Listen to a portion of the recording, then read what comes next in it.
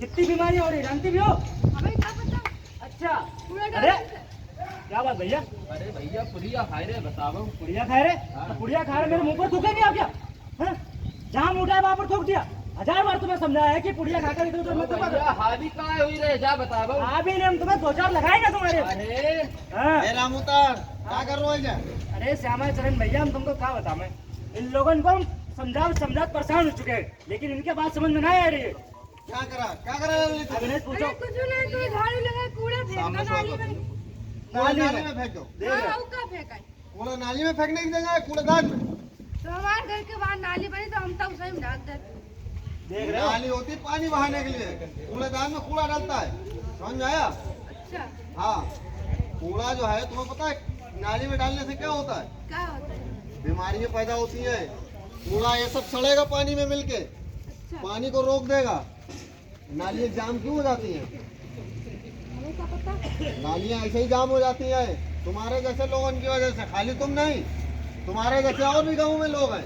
अच्छा हमारे उठाया नाली में डाल दिया, उठाया कूड़ा नाली में डाल दिया, पत्ते हर चीज उठाई नाली में डाल दी। नाली जाम हो जाएगी तो क्या होएगा?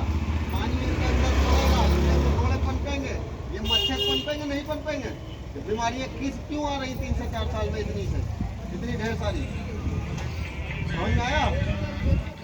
इसीलिए कूड़ा हमेशा कूड़ेदान में डाले। अच्छा भैया एक बात बताओ, आप कूड़ेदान हमने सुना है कि कूड़ेदान कितने प्रकार के होते हैं? कूड़ेदान 3 प्रकार के होते हैं भैया। कौन कौन से होते हैं, उनका क्या इस्तेमाल होता है, जरा बताओ इन लोग को। कूड़ेदान होते हैं 3 प्रकार के। एक होता है लाल, और एक होता है हरा, और एक होता है नीला। और इसको सही से समझिए, वरना आगे चल के बहुत दिक्कत हो जाए। क्यों?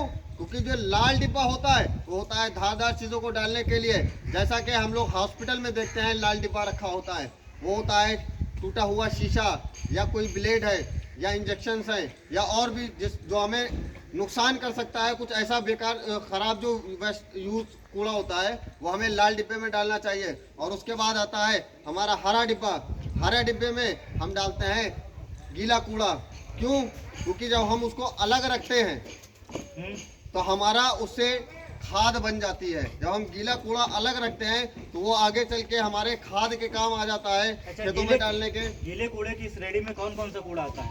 गीले कूड़े की रेडी में बहुत सारे कूड़े, अब जैसे किचन में हम लोग चाय की पत्ती हो गई, या सब्जी के छिक्कल हो गए, या और भी बहुत सारे गीला कूड़ा होता है, तो वो सारा हमें हरे डिब्बे में डालना है। और उसके बाद आता है हमारा नीला डिब्बा।